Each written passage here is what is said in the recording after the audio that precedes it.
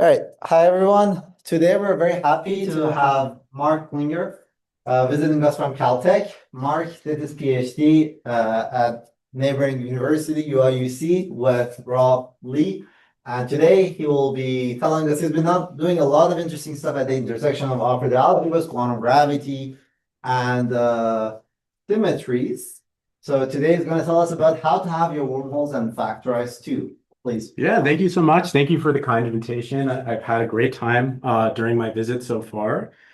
And yeah, so I'm very excited to tell you guys a little bit about this recent work, which I've very provocatively titled How to Have Your Wormholes and Factorize 2, maybe with the objective of creating a little bit of controversy. So this presentation operates within this growing area of disagreement within our field about closed universes and whether closed universes can have non-trivial physics in the absence of observers. And so this is my take on that, and I'm hoping that it will spark some discussion. Let's see. Okay, and so the way that I like to think about this presentation is that it's a presentation which seeks to ask what I think is a very important question, which is just a question about the consistency of our mathematical description of quantum gravity. And so as of yet, we don't have, depending on who you ask, but I suppose I would say we don't have a sort of complete picture of what quantum gravity looks like. But nevertheless, we have many different approaches to doing analysis in quantum gravity, or for the purposes of this presentation, I'll mostly be discussing semi-classical gravity. And so while we can't ask whether those approaches are describing the quantum gravity, we can ask if they're describing the same thing. And of course, a prerequisite for describing the correct theory of quantum gravity is that all of them should be describing the same thing. And so we can look at, in this presentation, three common different approaches to studying semi-classical gravity: the holographic principle, the gravitational path integral, and the approach from quantum information. And we can simply ask whether or not they give consistent answers to questions which can be mutually asked. And what we'll find, and I'll go through in some detail, is that when we reach the intersection point between these different approaches, we naturally stumble upon well-known inconsistencies or obstructions in the semi-classical theory of quantum gravity. And so in particular, the ones that I'll talk about are the factorization problem, the information problem, and then finally, this closed universe problem.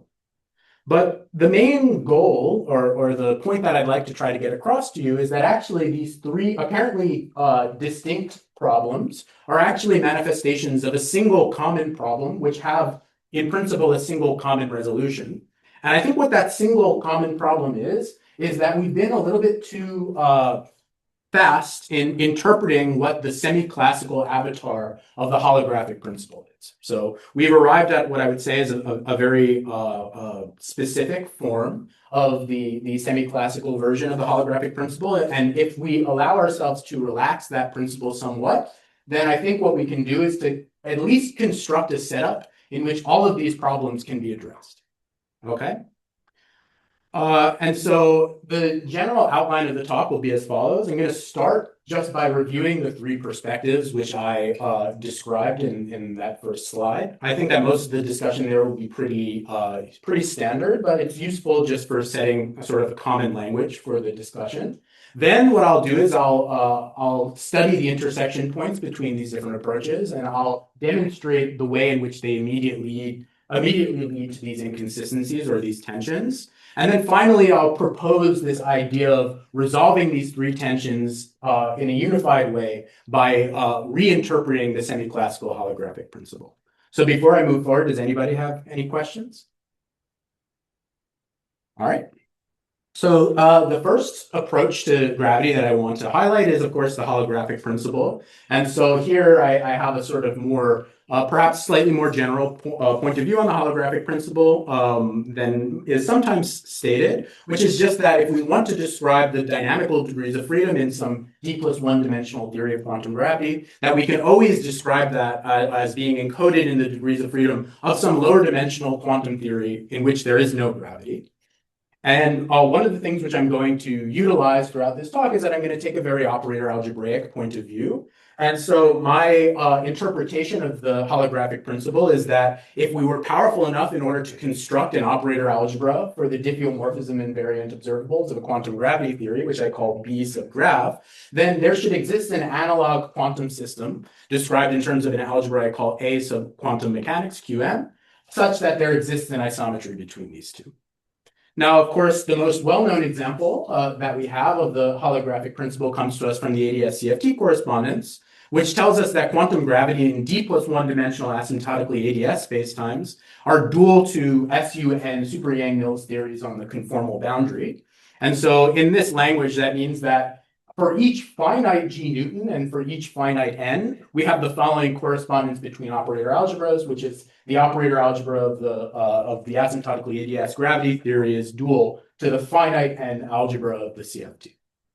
Can I Yeah. ask a quick question? Of course. Isn't our expectation that we should be dealing with, even deep in the quantum gravity regime, we should be dealing with a net of algebras? Oh, well, okay. That's a really good question. I won't really address that question. I think that gets to the crux of sort of what we were discussing about locality and how locality is communicated in quantum gravity. Even yeah. what I'm asking is a very strong statement. Even deep in the quantum gravity regime, if we are to make sense of a good theory, we will need a notion of diff invariant set of operators that we're going to classify somehow. Indeed. Well, let me put it this way. So certainly if we have a quantum theory without gravity on the right-hand side of the correspondence, then I can construct a net associated with that algebra, in which like the structure of the net is just associated with the standard principle of locality in the non-gravitational theory. And then I can try to carry over what that notion of locality means into the gravity theory. But I would say that it's a challenging problem. In some sense, in the course of this talk, I'll circumvent that problem because I'm going to be concerning myself with a semi-classical gravity theory in which I imagine that I have some at least like fuzzy notion of locality also on the gravity side. But it's a very good question. I would say I don't have a great answer to it. Yeah. Would you say there's anything you lose out on with this algebraic interpretation that people might take issue with, or do you think this covers it? It's a good question. I suppose that in some sense I am going to move slightly beyond the algebraic perspective, or perhaps put in a different way, I'm going to argue that there's more information contained than just the algebras themselves, which is to say that really in this point of view, I'm talking abstractly about algebras, but if I want to take algebras and translate them into measured outcomes for experiments, I also need a class of states, right? And so really what you should, and this will be kind of an enduring theme of the talk, really when I write something like this, I mean that there is a correspondence not only between the algebras, but also there's some correspondence between the states. Yeah. Did you have another question, Nima? Let's discuss that. Afterwards. It's very open. Okay, absolutely. Okay, and so again, just the point that I want to emphasize is that this is what I would call this sort of non-perturbative holographic duality. So this is true at finite values of G Newton and finite values of N. But for the purposes of this talk, I'm primarily going to be interested in the semi-classical holographic dictionary. And so the kind of naive point of view that one would like to take is that in order to arrive at the semi-classical holographic dictionary, we can just take these two limits as written in equation 3. So on the gravity side, we take the G Newton goes to 0 limit. Given the correspondence between G Newton and N, as described on the previous slide, we might expect that just is described by the N goes to infinity limit. But the problem is that actually there's quite a lot of subtlety involved in interpreting 3. So anytime that we start to talk about taking limits, that means that we need to identify a meaningful topology for our algebras. And so there are choices that are involved in defining exactly what we mean by equation 3. And one of the things I'm going to argue is that actually we make one particular choice about how to interpret this large N limit, but that's not the only choice.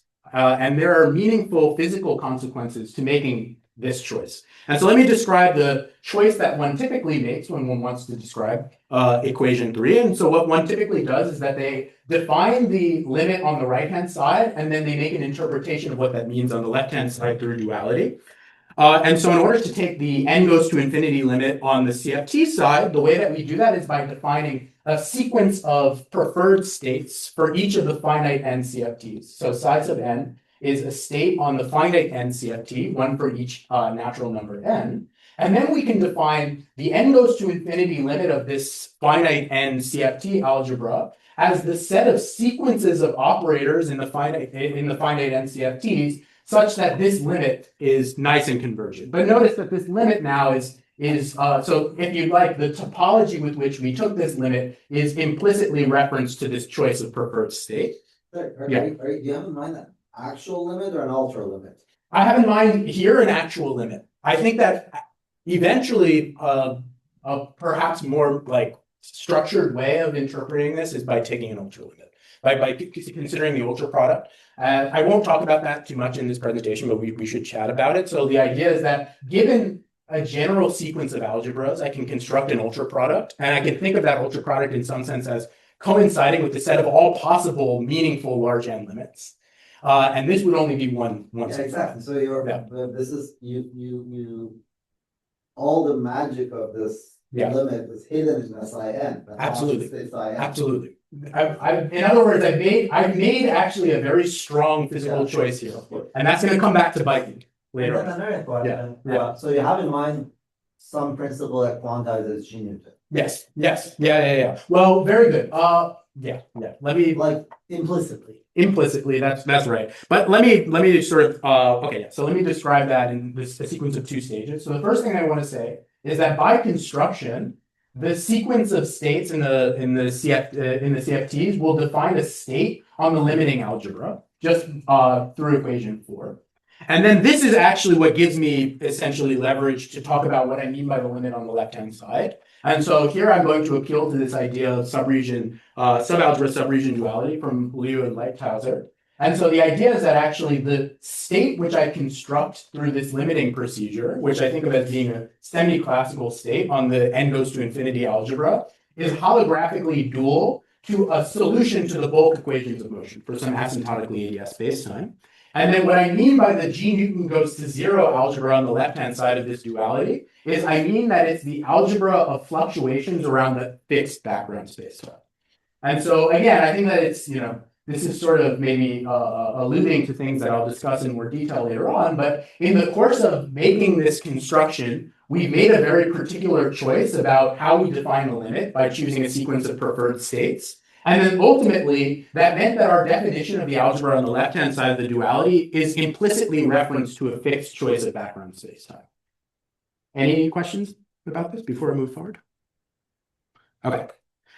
All right, so then the next point of view that I'd like to discuss is the gravitational path integral. I'm going to be very coarse in the way that I talk about the gravitational path integral. And so when I talk about a path integral in general, I think of mapping from a space of allowed boundary conditions into complex numbers. And if you'd like, you can think of it as taking the form of equation 5 as an integral over field configurations. And we know that when we talk about path integrals in the gravitational context, that it's not sufficient in order to do a standard path integral computation in which we have some fixed spacetime. But rather what we should do is that we should consider the path integral over a fixed spacetime and then sum over all topologies and geometries which are compatible with the boundary conditions that we've inserted. But it's very important to recognize that if we make this, if we did take equation 6 as being our rule for how to interpret the gravitational path integral, then we are sacrificing something which is factorization. And so typically, a path integral for a standard quantum field theory has the factorization property, which is that if I construct a set of boundary conditions on disjoint, a set of disjoint boundary conditions, that it just gives me back the tensor product of the computation through the path integral. But if I by fiat essentially choose that I want to do this sum over topologies, then the sum over topologies will add a new contribution, which I call Z connected. And this connected contribution is an obstruction to factorization. Maybe I also should have said I'm using sort of some some kind of standard but somewhat stylistic notation, which comes from the Boardism point of view on the path integral in general. And so what I think of is that when I insert boundary conditions into the path integral,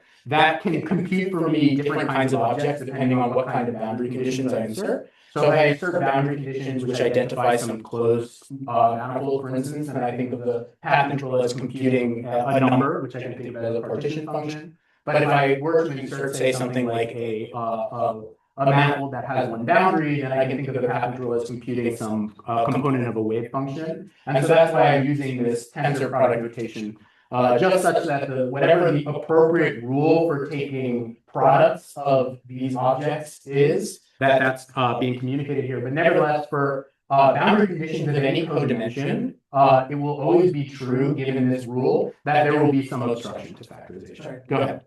I'm not understanding the most tensor product operation between Z's. Yeah, absolutely. So what I mean here is that, so imagine that the insertion into the path integral is there a word? That's okay. That's okay. But imagine that I have like some manifold that has one boundary where I can specify boundary conditions. And so usually when I do that computation, I think of I'm computing a component of a wave function, right? But I also can think of, in general, I can think of using the path integral in order to prepare a state in some Hilbert space. No, it's not that part. So the part that the cubism is that you tensor that with Z connected. Mm-hmm. Yeah. So very good. So like that's what I mean. So let's take the simple case where actually like this is a closed boundary condition, so that this is computing just a complex number. Then what I mean by tensor product here is just the ordinary product of complex numbers. So the notation is just meant to say that this tensor product is a stand-in for whatever the appropriate multiplicative operation is for the objects that the path integral is computing. So like if it were computing a wave, if it were computing a vector in Hilbert space, then this would be just the standard tensor product for such vectors. It's just a way I can include all of these things in one notation. Maybe we can talk about it later. But is there a log hidden somewhere there? This is not, because like on equation 6, the right hand side, if you have a set of disconnected geometries plus a set of connected geometry, okay, right? There's a sum. Right? So yeah. There will be a disconnected part, which is Z1, Z2, plus Z1, 2. Yes. So in what sense is there multiplication with the connected? So you could say Z1, Z2 times Z1. I guess like, maybe what you're, I'm being, like I said, I'm being very coarse about this. So like, I'm not necessarily saying in what sense this object is rewritten in terms of these, like, more, And so indeed, you're right. Like one would have to go through the computation, but all that I'm saying here is that I want to imagine writing this in such a way so that there's a factorizing part and then there's a non-factorizing part. And I've written it as a multiplicative ambiguity, but I think that you can think of it as additive. Other questions before I move forward? Okay. As I said, so like I want to kind of emphasize this algebraic point of view, and so I'd like to be able to, it is helpful to be able to interpret these path integral computations as essentially, in general, computing expectation values of some operators. And so we know that this is, we have a very standard interpretation for this in the context of quantum field theory. So if we think of a quantum field theory which is quantized on some Cauchy slice such that it constructs a Hilbert space, then I can always think of preparing a state that I call ket psi by inserting having appropriate insertions into the path integral which prepare the ket and the bra in the path integral. And then additionally, I also have like some insertion which prepares the operator, which I call OA. And so then from this point of view, if I consider an operator which is supported only on some subregion of the overall Cauchy slice, so it's within some subsystem, then at least heuristically, I can consider performing the integral in equation 8 in an iterated way, so that I first integrate out the complement of the region R, and then I'm left with just equation 9, where now I can interpret equation 9 as the expectation value of the operator A within the algebra supported in the region R, where psi sub R is some generally mixed state, is some generically mixed state on that subregion algebra, which I can, if I like, think of as a more or less standard path integral preparation with some modified action. And so, in fact, going from equation 8 to equation 9 by decomposing the path integral in that way is a little bit singular in quantum field theory, as we know. But in general, the understanding that if I take an operator supported in some subregion, that I construct a generically mixed state, computing the expectation of that expectation value of that operator is, I think, intrinsically something that I can state. And so this will be my equation 9 is essentially the guiding point of how I'll typically be interpreting these path integral computations. Okay, questions about that? I think that's good. All right.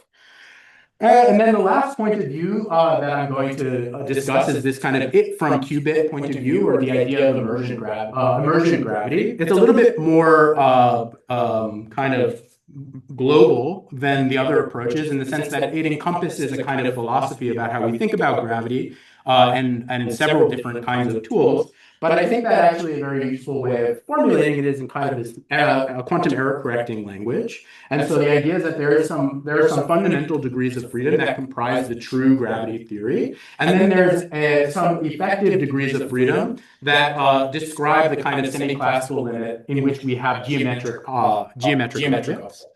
And so there will be some encoding map that I call alpha, which takes the effective geometric description of the gravitational system and encodes it into the fundamental degrees of freedom. And in some sense, the goal of this emergent space-time picture is to determine an appropriate inverting map, which I call beta, which tells you how to understand the geometric gravitational degrees of freedom as emerging from the underlying fundamental description. And so I think that this point of view is very nice because it emphasizes the interplay between geometry and ideas from quantum information theory. And especially, I think, a very important aspect of this program is the sense in which many geometric gravitational quantities actually have avatars as entropic or quantum information theoretic quantities. Okay, so that concludes this sort of like very rapid review of these three different ways of thinking about semi-classical gravity. Are there any questions before I move on to the next section?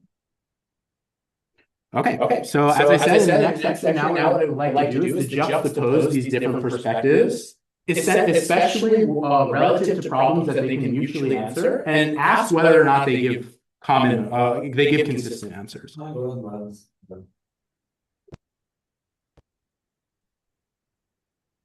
So, it's from in the information theoretic way of thinking about stuff. We were thinking of this as an inclusion. No. So I'm not necessarily going to think about it as inclusion. That's a little bit subtle because, like, we might think that the fundamental gravity theory is actually much smaller than the effective gravity theory as algebras, right?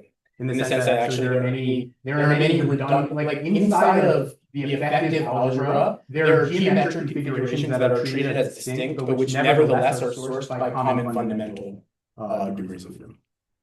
But not as you are working at finite unit. I suppose, like, in some sense, you might want to think of this object as in principle being defined at finite unit. But you still insist on some sort of an encoding that is like quantum channel. So you have in mind non-isometric. Yeah, indeed. In general, what I have in mind is that this is I guess this is the object which is really of interest, which tells me how to start from some fundamental finite Newton gravity theory, which is in principle very wildly non-geometric, and then to arrive at some effective geometric description. But there has to be some within this map. There has to be some at least spiritual G goes to zero type limit that's being taken. Yeah. Other questions before I move forward? Okay. Very quickly. So you have in mind a class of quantum channels labeled by n, such that that would be indeed. That's right. That would be the more rigorous way of formulating it. Similar to what Tom. It's what Tom. This is in the spirit of how Tom is. That's right. Yes, indeed. Okay, very good. So now I want to talk about inconsistencies. And so the first inconsistency that I want to approach is the one that exists between holography and the gravitational path integral. And so the first thing is that if we try to combine holography and the gravitational path integral, then it should tell us that we would arrive at something like equation 11. And so what equation 11 tells us is that on the left-hand side, we have a gravitational path integral computation with some boundary conditions appropriate to the gravity theory. And on the right-hand side, we have a computation in a dual quantum theory in which we inserted some boundary conditions that are addressed by this map, which I call beta, which essentially takes the boundary conditions in the gravity theory and translates into an appropriate set of boundary conditions in the quantum theory. And the duality is supposed to tell us that there's some way of doing this gravitational computation within the context of the quantum theory. However, we immediately arrive at a contradiction when we juxtapose equation 11 with the non-factorization of the gravitational path.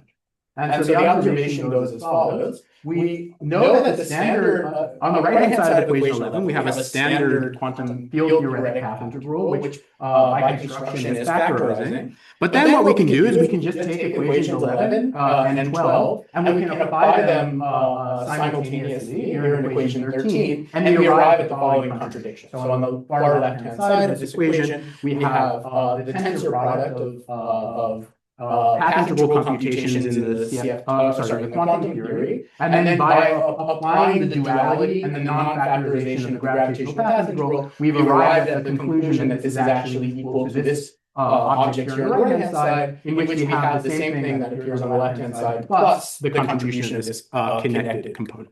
And so, of course, equation 13 tells us that holography and the notion of the gravitational path integral, which involves the sum over can only be compatible with each other if in fact it's true that whatever this connected contribution to the gravitational path integral vanishes. Any questions about that? Any questions about that? It's a bit formal for me, but suppose the Z in boundary theory generates wave function, like Yeah. you said. Yeah. So we have a product of wave function. Yeah. But we know from, I don't know from where, from quantum, that not all wave functions have the structure of a product. Yeah. So isn't what you're describing is that entanglement?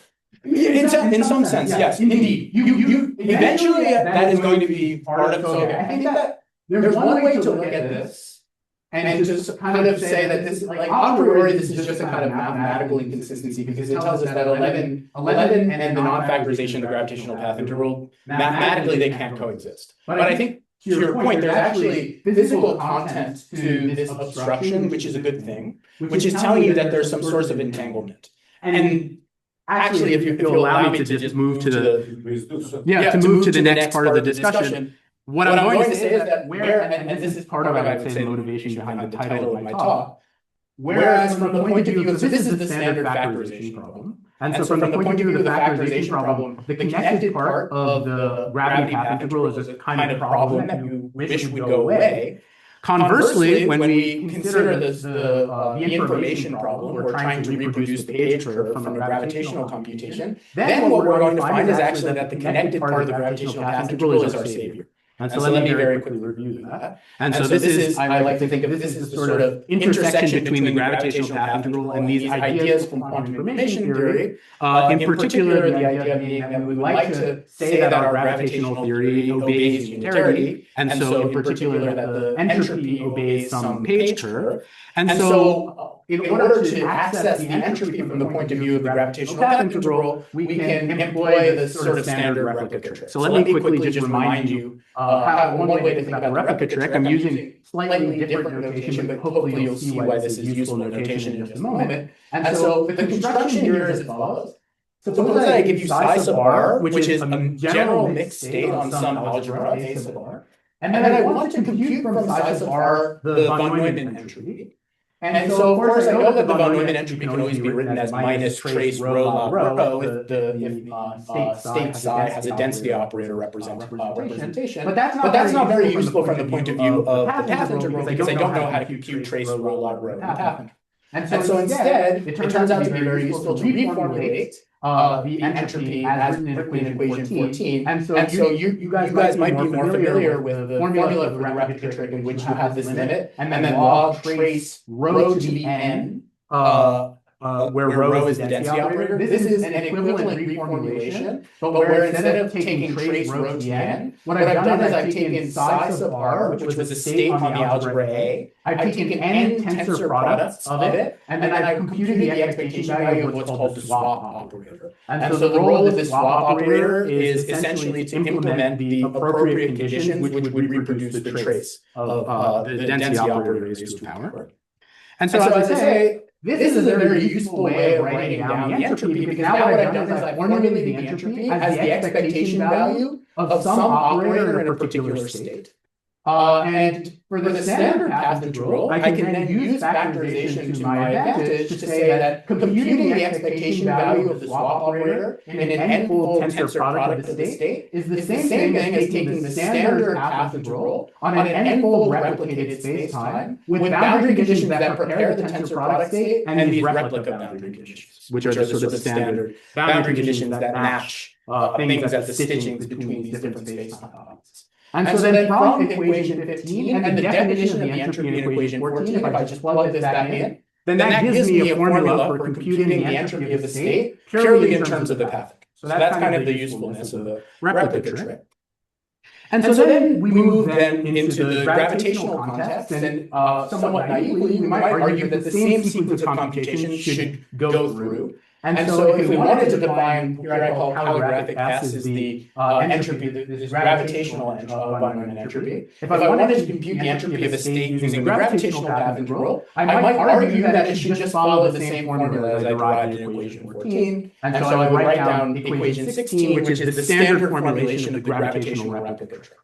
And of course, there's something very exciting about writing down the entropy in this way, which is that it's been shown to reproduce the page curve. So indeed, if we sort of follow our nose and we write down a formula for the entropy in the gravity theory using the gravitational path integral, which is of a form of equation 16, and then we check how it behaves, for instance, if we were studying the exterior region of an evaporating black hole, then we would show that indeed we reproduce the page curve. So that sounds great.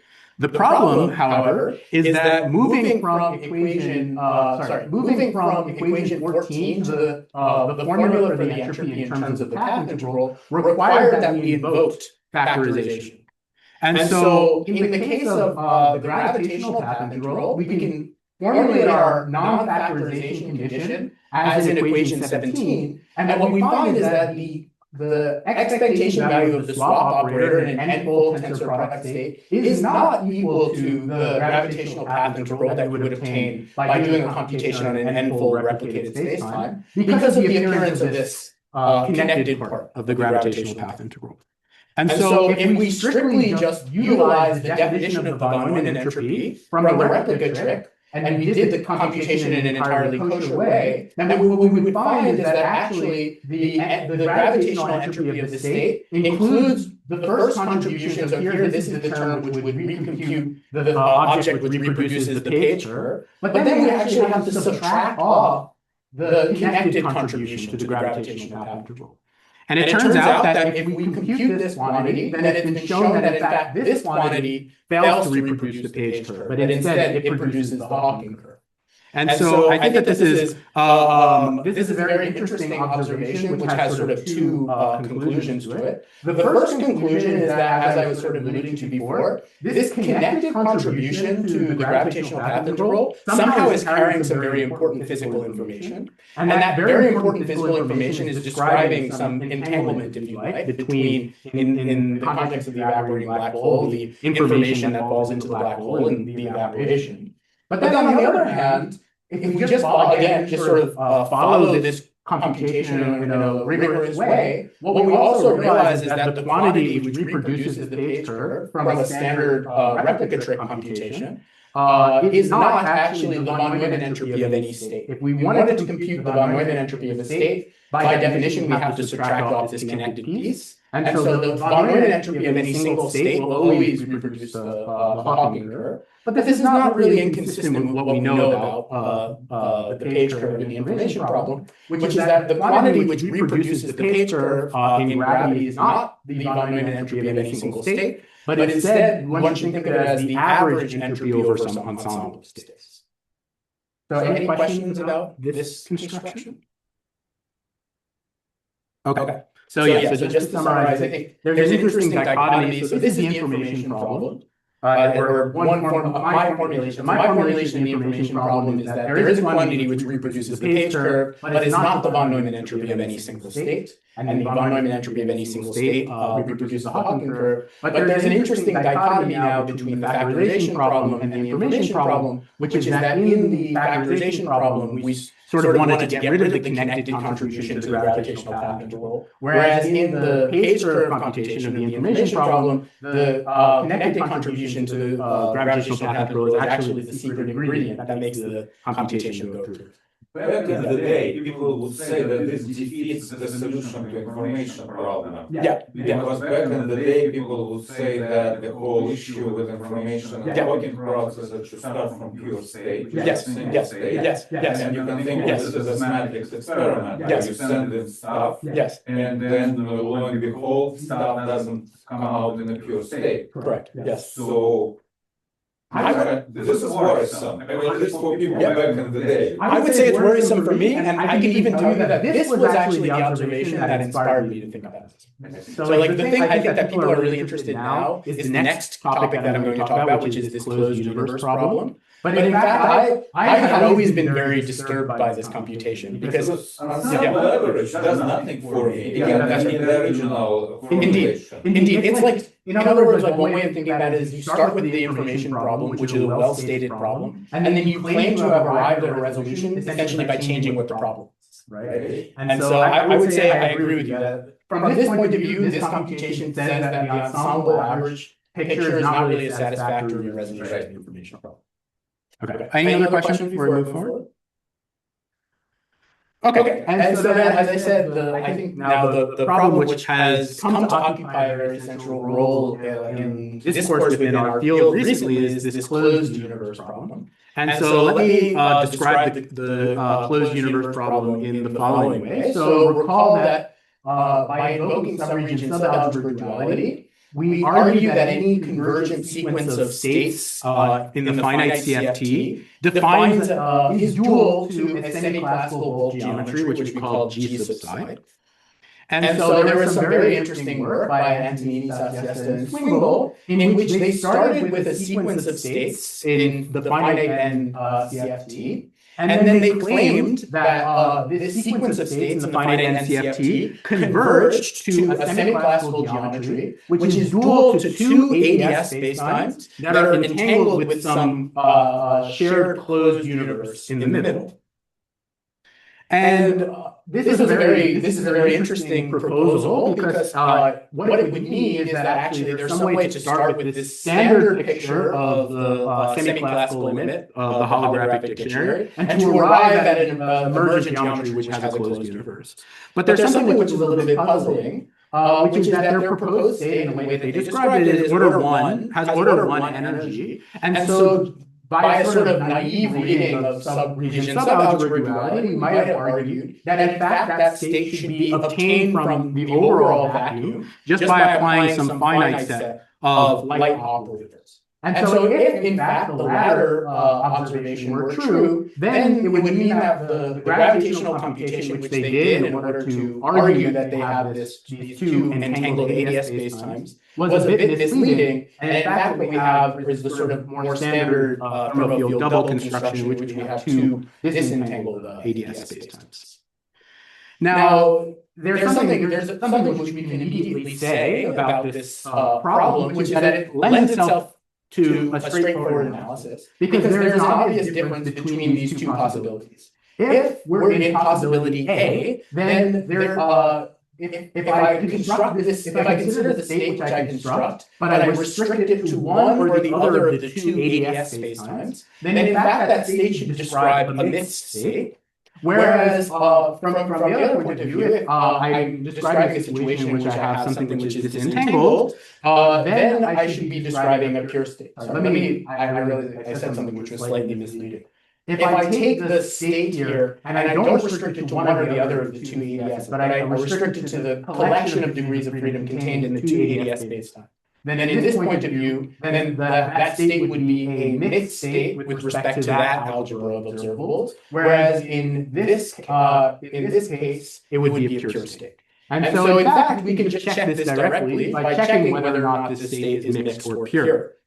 And so in order to do this computation more rigorously, it's helpful to kind of introduce what I kind of like to think of as a kind of Schrodinger dual picture to the standard large N dictionary that I've described, which is that, so as I said, the algebra of operators that we obtain at infinite N depends on, within the form of the topology that we chose, depends on a sequence of preferred states in the finite NCFT. But it turns out that actually there exists an algebra, a universal algebra of operators, which is contained within the resulting algebra, given any choice of sequence of preferred states. And of course, this is just the algebra of large N single trace operators. Yeah. Yeah, of course. So it's the idea that you're looking at a class of states that have order and zero energy, but they have entropy order and order. Yeah, that's right. That's right. Yes. That's going to be part of the subtlety. And So it's not a contradiction at all. That's totally feasible. No, indeed. And so I won't comment too much directly on that. But indeed, like part of the subtlety which emerges here is that like the fact that this has order is like order n squared in the entropy shouldn't, at least from the point of the resolution, is that from the point of view of the way that we've defined this limit, that shouldn't matter.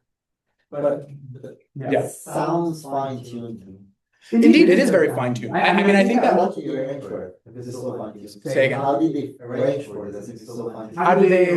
Well, I think it really has to do with the fact that the way that we've defined this limit makes it so that, okay, let me maybe formulate it in the following way. So I might imagine that like the state that I'm constructing here consists of some data which is contained in like the amplitudes and the phases for the components of the wave function in some energy eigenbasis. And then I might imagine that actually like the amplitude information is very coarse. And so I can access the amplitude information just by studying a class of simple operators, but that the phase information is actually very fine, right? And so in order to access information about the phases, I need to study very complex operators. What I would say is that the way that the large N limit has been defined here is such that essentially that phase information is not taken into account when you construct the limit. Like a large squeezing also. It's a bit like a large squeezing. I mean, it really has to do, like I think that this is maybe part of the punchline, is that I think that by interpreting the limit in this way as defined through some sequence of preferred states, and in the sort of strict topology as I defined it, then you're losing all of this information that otherwise you really should have semi-classically. And so you're absolutely right. I think that that's, so to maybe to give the answer, just because I think it would be helpful in the next sequence of slides, the resolution to this is that we're going to fall into this second case. But in some sense, we're going to fall into this second case as a kind of manifestation of the assumption that we made, right? But often people, I think, don't recognize that there was an assumption that was made. Yeah. Other questions? Okay, so let me go through this. So in fact, so as I said, in general, the algebra of large N single trace operators will be contained inside of the large N limit of our finite CFT algebra. And in fact, we can think of this algebra of large N single trace operators, if we like, as being the class of simple operators. And so these operators are holographically dual to the bulk of the two ADS spacetimes, which may or may not be entangled with some shared closed universe. And so our goal eventually will be to construct the sequence of states which have a good large N limit in a way which I'm about to describe, and then to determine whether or not those states can be pure or mixed with respect to the large N single trace algebra. And so, as I sort of alluded to, you can think of this as a kind of Schrodinger dual picture to the Heisenberg picture of how to define the large N limit. And so what we'll say is that given a sequence of states for each N in the finite NCFTs, we say that that sequence of states has a good semi-classical limit if the following limit makes sense. So if we can take the limit as n goes to infinity in the finite NCFTs and write that as some state applied to a large N single trace operator. And so what was shown in this recent paper is that if we start with a class of states in the finite NCFT as written in equation 20, of which the AS squared state is one example, then this sequence of states will only converge in the sense defined in equation 19 if it converges to a pure state on the large n single trace algebra. And so from that point of view, it actually implies that there's no room for this closed universe, which is entangled with the two copies of the AS spacetime, because whatever the state is that has a good, our definition of what it means to have a good semi-classical dual is equation 19, then there's no way of ever arriving at a mixed state on the large n single trace algebra. Okay. Any questions about this? So what are A and B's? What are A and B's? And Good, sorry. These A and B's are, so the way that I'm thinking about this is that these are labeled for the energy eigenstates of the finite n CFT, and I'm thinking of basically splitting it. There's a left CFT and a right CFT. That's what they are. Yeah. Okay. So I think it bodes repeating or warrants repeating. I think I think that the observation. Okay, one way of interpreting this is that in some sense in equation 19 we've set up a very strict definition of what it means for a sequence of finite n states to have a semi-classical dual. And then from the point of view of that definition, then we arrived at this conclusion. But what I would like to argue for the rest of the talk is that actually the sort of misleading aspect of the analysis was this initial assumption that this was the only way to define what we meant by a semi-classical state. And so what I'd like to argue is that if we consider sort of more general notions of how to arrive at semi-classical physics, then we might allow ourselves situations in which we can have general emergent mixed states. And so now for the remainder of the talk, I'd like to describe this idea that these three inconsistencies that we observed by analyzing these three different perspectives for semi-classical gravity, in fact, share a single resolution. Okay, and so as I said, the conclusions of the previous slides essentially hinge around the following identification of these two limits. The limit as G Newton goes to zero, and the limit as n goes to infinity. But as we've discussed, there are actually many reasons to be a little bit skeptical of duality between these two limits, or moreover, just to be a little bit skeptical of the definition that we've given for these limits. And so one way of sort of identifying a bit of tension between these two limits, which I think I learned this from Hong Liu, but I think that it was also discussed in some previous work. And so what he observed is that if you just look, so really what we mean when we take these limits is that we take asymptotic expansions, where we have these are some parameters. And if you look at the gravitational path integral as an asymptotic expansion with respect to G Newton, then it exhibits a kind of smooth dependence. And this is natural because we think of G Newton from the semi-classical point of view as being a kind of coupling constant.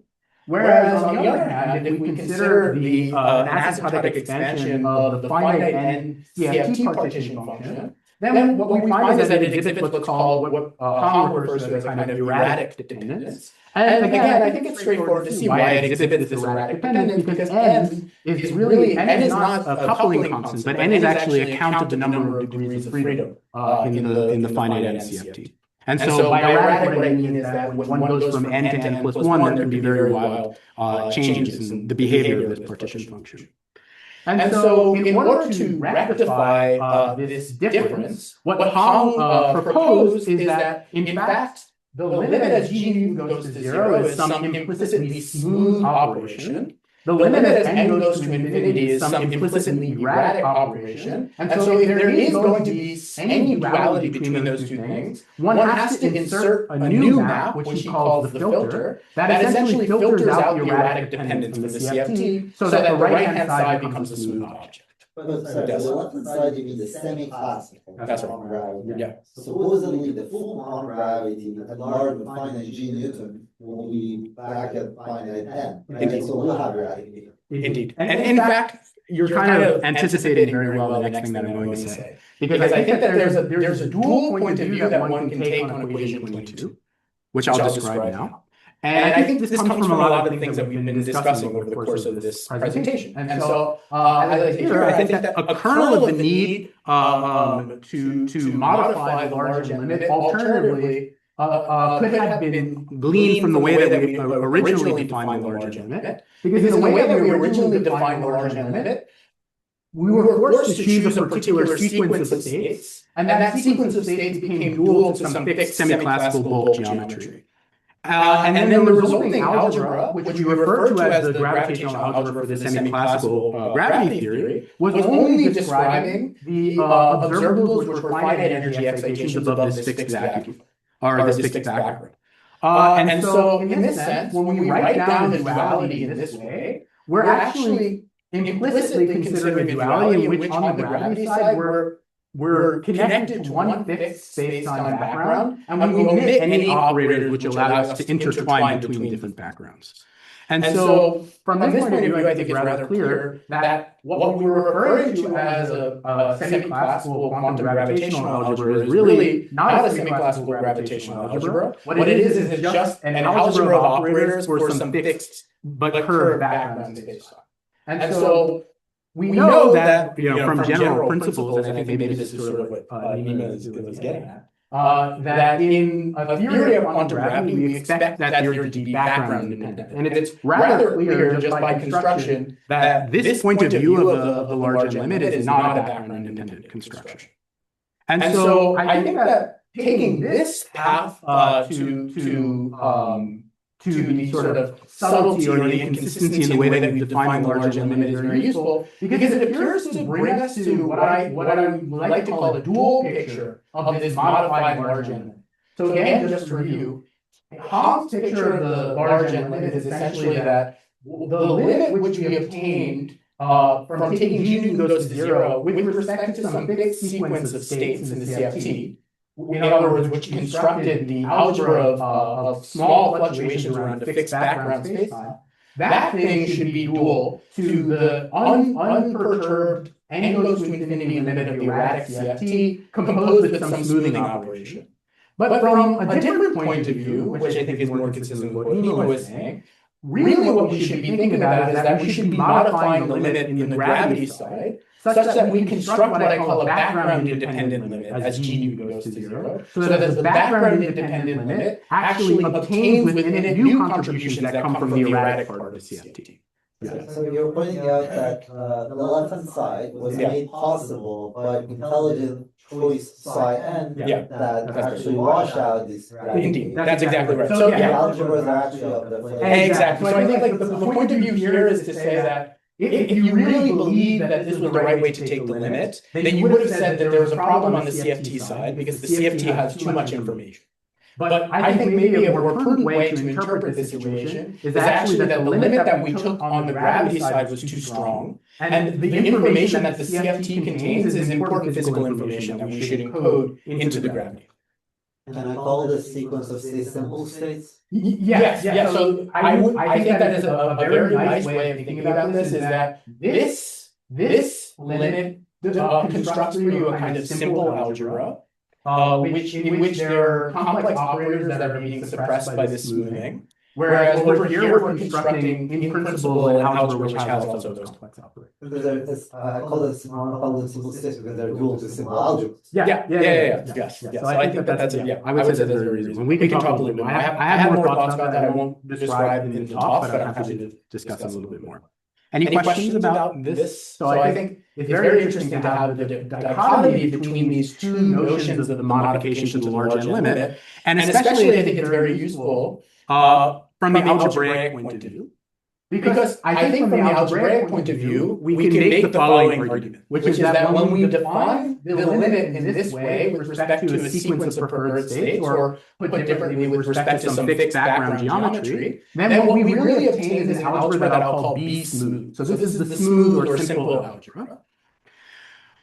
But in order to formulate this modified large N limit, we can postulate the existence of some larger algebra that I call B extended, into which the smooth algebra is included as a subalgebra. And then from that point of view, the map E, which I introduced before, this filtering map, actually is some smoothing map that takes you from the extended gravitational algebra into the smooth algebra.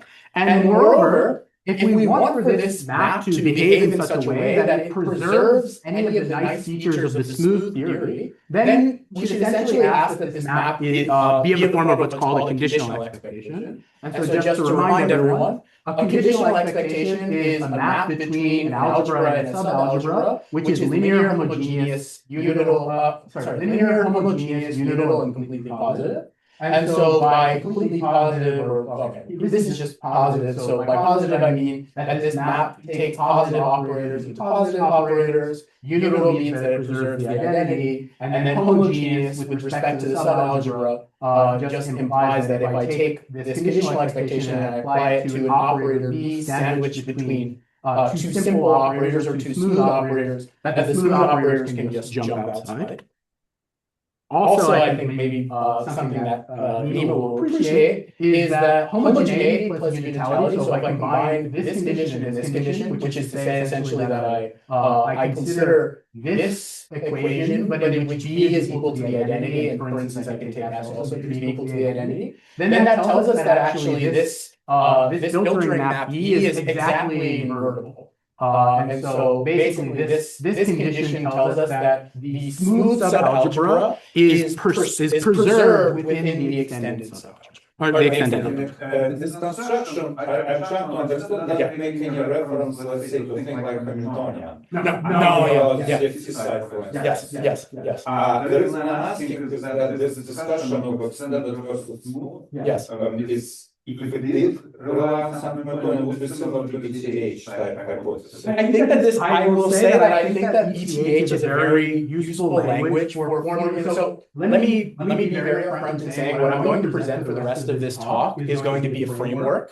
And I am looking for applications of this framework, and I think ETH is a very nice application. Chaos is an application.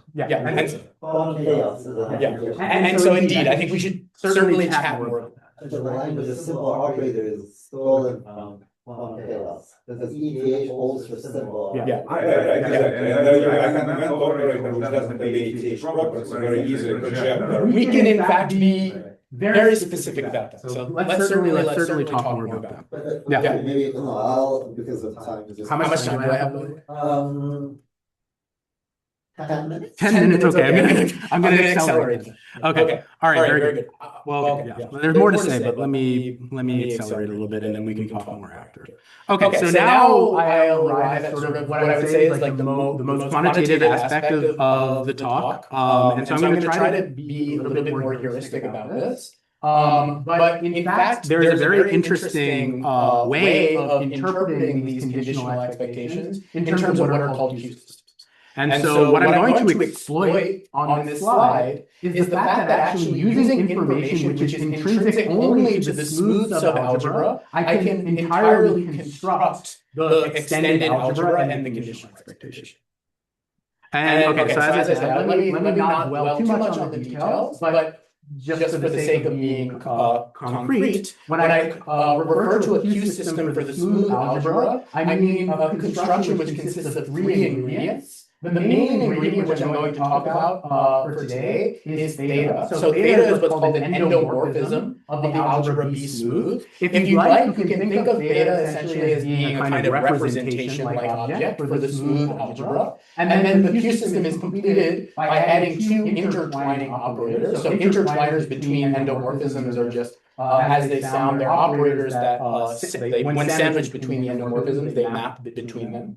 And so W will be an intertwiner that maps from the identity endomorphism of the smooth algebra to theta, and X will be an intertwiner which maps between theta and theta squared. So you're thinking of topology fluctuation as being result of X. Yeah, that's right. Indeed, yes. And so, as we're familiar with in the case of representation theory, so given a representation, you can decompose it into a direct sum of its irreducible parts. The same is true for an endomorphism. So given an endomorphism, we can take that endomorphism and we can decompose it into a direct sum of its irreducible, what are called sectors. And then we can think of, so each one of these sectors is a sub-representation contained inside of the endomorphism theta, and using the other ingredients that appear in the Q system, we can construct what are called charged intertwiners. And by charged intertwiner, what I mean is that for each gamma, which is an irreducible sector inside of theta, I obtain an operator which acts on a smooth operator in this way. So in equation 29, where what this is doing is it's taking the operator S from the identity representation and it's putting it into the representation gamma.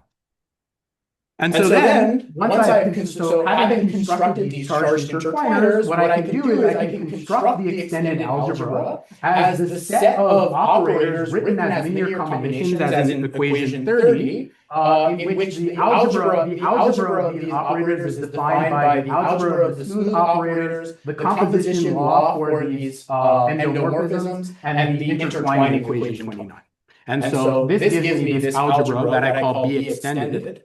And I think that there's a very useful way of pictorially representing this extended algebra, which is essentially that it's an algebra which moves in two directions, which I call vacuolar backgrounds and excitations. And so the way that you should read this picture is that for any fixed endomorphism, I obtain a copy of the smooth algebra, and that would have been exactly what I would have arrived at if I took this sort of standard large n. But now, because I've incorporated these charged intertwining operators, I get a new class of observables which actually map between two different irreducible sectors, between two different endomorphisms.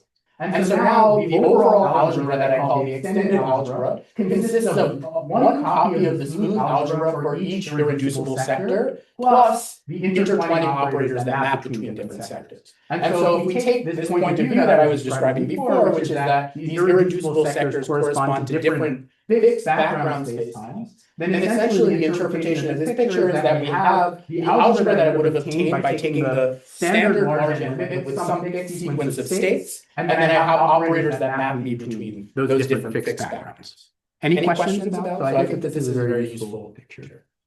You have these inclusion algebras in mind with label n. Yeah. And the index of this inclusion blows up as it goes to infinity. Okay, this is a really good question. This is going to be entropy. This is a very good question. Let me continue. I have something to say about that. That's a good question. Yeah. Okay. Other questions before we proceed? Okay. All right. And so I think actually that there's a very useful way of also formulating. So this is a kind of completely Heisenberg picture for understanding this extended algebra. But there's also a kind of a neat path integral picture. And so let's just, for argument's sake, let's assume that the smooth path integral, so the original path integral that I wrote down, can be written as an equation 31, where there's an implicit sum over topologies here, which are consistent with the inserted boundary conditions. Then we can construct an extended gravitational path integral by proceeding in the following sequence of two steps. First, we introduce a class of new fields that I call phi sub e, where these fields essentially are the path integral analog of these intertwining operators lambda. And then second, we define an interaction potential, which describes the interaction between the original gravitational degrees of freedom phi and the new degrees of freedom phi sub e. And so given that data, what we can define is this is a map C, which takes a boundary condition on the extended theory, and it outputs a boundary condition on the original gravitational theory in the sense of an insertion into the path integral that will only depend on the original degrees of freedom phi. Yeah. Okay. And so then, once we've constructed this object, we can build our extended gravitational path integral, which depends on two things. It depends on the map E, which we constructed. So you can think of the map E as being in correspondence with these charged intertwiners, and the map C, which I think of as essentially corresponding to my definition of this interaction potential. And so if I take the composition of those two things, I obtain this extended gravitational path integral, which integrates over both kinds of fields and with some extended actions written here. Good. Okay, sorry, yeah. Can I say a quick question? Yes. Yeah.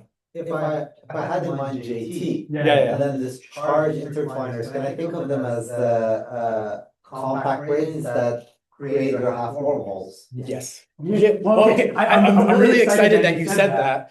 I'd like to say yes. Yeah. That's a complete enough model. Yeah. So that is, I won't talk about that here, but I'll say a couple of words. Yeah. Okay. And so now what I'd like to argue is that from the point of view of the construction that I've given here, we can actually go back and at least in principle resolve all the problems that I introduced. And so the first problem that we arrived at was the factorization problem. And okay, so there's something which is kind of cool, which we can note already, which is that the factorization problem is in some sense resolved just once we made the observation that the smooth part of the gravity theory is dual to some filtered version of the CFT, because the filtered version of the CFT is not a complete quantum theory, and so it needn't factorize. But I think that we can do a little bit better because the resolution to the factorization problem here is basically saying that we have two non-factorizing theories that are dual to each other. But what we might like to say is that we can construct two factorizing theories that are dual to each other. And I think that this is very closely related to this idea of wormhole normalization. And so the idea of wormhole normalization is essentially that non-factorization is something which emerges from the incompleteness of the theory. In the same sense as we typically talk about standard normalization. So in standard normalization, we have these bare divergences. And these bare divergences can be canceled by introducing counter terms which account for the fact that we're coarse graining over the theory. So we don't have a complete theory. And so from the point of view of wormhole normalization, formulated in the kind of language that I've been describing, I think that we can interpret this interaction potential as a scheme for wormhole normalization, such that if we choose it judiciously, then the extended gravitational path integral can in fact be constructed so as to factorize. So for this to be the case, what we need to be true, and this sort of, I think, goes towards the point that Nima was making, is that the new degrees of freedom which we introduce and the interaction have to constitute, they have to possess counter wormhole ambiguities relative to the path integral that we introduced, which was Z. Okay, but I think there's another really exciting consequence to that observation, which is from the point of view of the information problem. And so from the point of view of the information problem, we should think of the map that I called C from the point of view of the gravitational path integral as defining a quantum channel that takes you from the extended gravitational theory into the smooth theory. And in some recent work that I did along with Shadi and Ahmad, what we showed is that when given a state psi on, say, the smooth theory, if I take its composition with a quantum channel, then I can decompose the entropy of that state into a sum of terms, where the first term is the entropy of the restricted state, and the second term you can think of as a non-commutative generalization of the conditional entropy. But if it is true that the quantum channel, which we call C, introduces a counter wormhole ambiguity relative to Z, then we can expect that one term, which is included inside of the conditional entropy, will be the would-be contribution of the connected part of the gravitational path integral to the entropy. And so what that would tell us is that using equation 34, the entropy that we would obtain for one state, so for a single state in the gravitational theory, by a direct application of the genuine replica trick for the extended gravitational path integral, would actually compute the quantity which reproduces the page curve. So this is the kind of the standard gravitational replica trick computation, plus some terms which are determined entirely by the structure of C, or if you'd like, entirely by the algebra of the intertwining operators. But then I think that we can kind of bring everything full circle, because in fact, we can think of the pair E and C together as defining what I refer to as a modified or background independent large N limit. And so what I mean by that is, if you remember earlier in sort of like beginning of this part of the presentation, I argued that we should be attempting to construct the G goes to zero limit, which accommodates the full class of operators which appear in the finite N theory, or the N goes to infinity theory. And now, what I would argue is that we've constructed such a thing where the way that we formulate this limit is that we take the naive limit in the standard topology, in the way that people have typically understood it, but then we construct the algebraic extension using this data. And so from that point of view, if we consider the unmodified subalgebra subregion duality, we can identify this smooth algebra with the algebra of large n single trace operators. But what we realize is actually a strict inclusion of the algebra of large n single trace operators inside of the extended algebra. And so in principle, we can show either that the relative commutance of this inclusion is non-trivial, or that the state which we constructed from the extended gravitational path integral is mixed with respect to the large n single trace algebra. And so then from that point of view, per the classification that we discussed relative to the AS squared cosmology, we will have constructed essentially a pair of AES spacetimes which are entangled with some common quantum system, and we might interpret that quantum system as essentially the set of quantum states which are constructed by acting with these charged intertwining operators. And so from that point of view, in the sense that these operators map between different backgrounds of the large n single trace algebra, we can think of these intertwining operators precisely as creating and annihilating beta universes. Okay. So I think the last thing I want to do in my very limited time is just give a very quick summary. So maybe let me give a summary and then I'll stop for questions. And so, as I said, the goal of this talk was really just to understand or address the question of consistency in semi-classical gravity. And so what we've done is to introduce a framework for resolving all of the inconsistencies that we observed in the first part of the presentation by implementing a single modification. And in particular, we identified the fact that the standard large N dictionary, as it's typically formulated, misses a large class of non-trivial gravitational operators or states. And so it was necessary in order to define a modified form of such a dictionary in order to accommodate for those states which might be encoded in the erratic part of the large N CFT.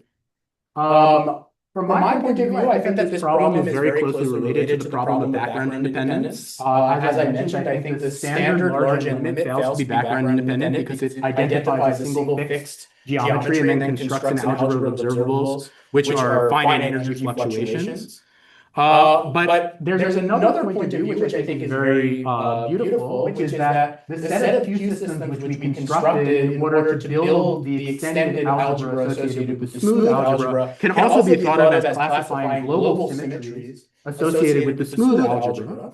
And so from this point of view, passing from the smooth algebra to the extended algebra can be interpreted as a form of generalized gauging, which is consistent with the spirit that gravitational theory should admit no global symmetries. So of course, it's very well known that there's a close relationship between background independence and no global symmetry point of view. And I think that this point perspective on gravitational extensions kind of makes that very clear. Let me very, very quickly just go through. So like I said, and I sort of mentioned throughout this talk, I think that this is in a large sense just the beginning of this construction. I've laid out I've laid out what I like to think of as a kind of bootstrapping problem, which is that we can start from the data which is contained inside of the smooth but incomplete gravitational theory, and then attempt to construct a more complete gravitational theory that resolves the series of problems that I brought up. But I think that there are many questions then that immediately need to be addressed and answered. Anytime that you set up a bootstrapping problem like this, the immediate question that you should ask is whether a solution exists to the problem and whether that solution is unique. I also grant that the discussion in this presentation is very abstract. I think that the abstract formalism is very useful for illustrating the sense in which these distinct problems are actually manifestations of the same underlying issue. But with that being said, it would be very helpful to work out some more concrete examples, and I think we've addressed a few of those possible directions already today. And so coming back to some of the things that have been described, I think it's actually would be very interesting to formulate this purely as a CFT problem, which is to say that we can study the algebra of large N single trace operators for a chaotic CFT, and then consider the space of possible extensions of that algebra. And in that sense, it would classify the set of possible extensions of the smooth algebra. And then on the bulk side, kind of along the lines of what Nima was alluding to, I think that the factorization mechanism which we set up is very closely related to this dichotomy between wormholes and half wormholes. In the sense that when we consider the smooth theory, the smooth theory contains only the wormholes and so is non-factorizing. But when we include these new contributions that come from the intertwining operators, we seem to realize a factorizing integral, a path integral. And this is something which has been observed in the context of this wormhole, half wormhole dichotomy.